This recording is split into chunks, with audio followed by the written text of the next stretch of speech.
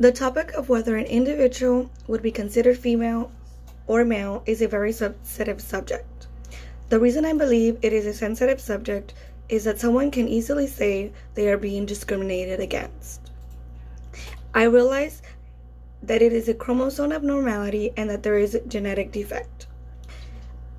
But as far as sports is concerned, I believe it would be unfair for an individual with a male chromosome that is dominant to compete against females.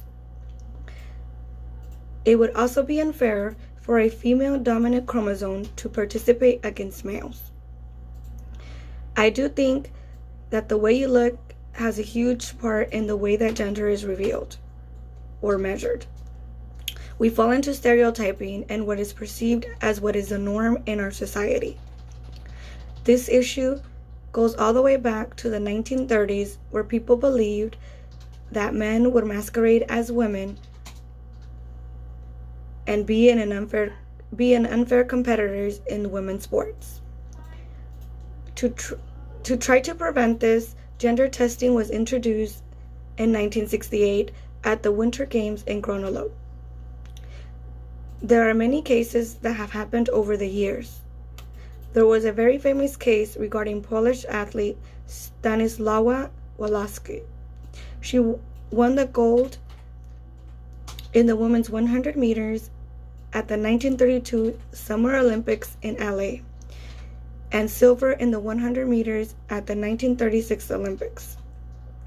This athlete was robbed and shot in 1980.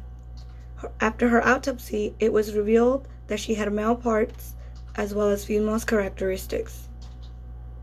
Polish athlete Ewa Kobakowska was the first athlete to fail a gender test.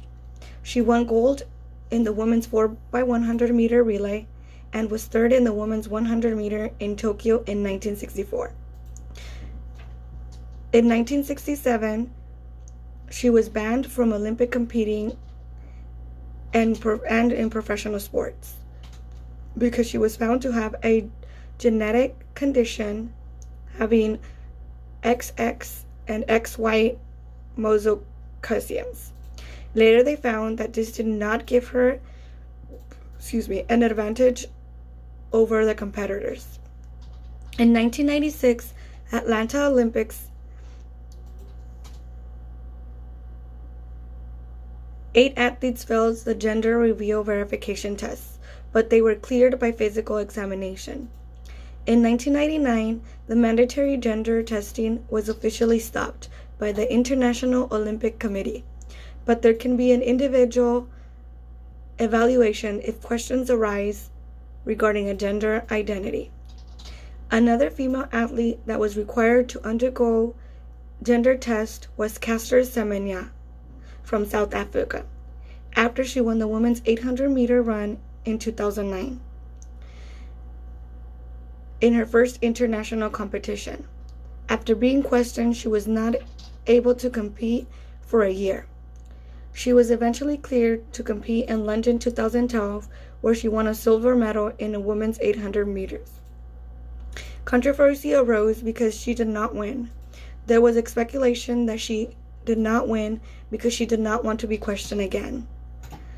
Gender verification was adopted in April 2011 because of the issues with these athletes. Now women have to fall below a certain threshold of testosterone. A lot of female athletes have to use hormonal therapy to pass the new eligibility criteria and be able to participate in professional sports.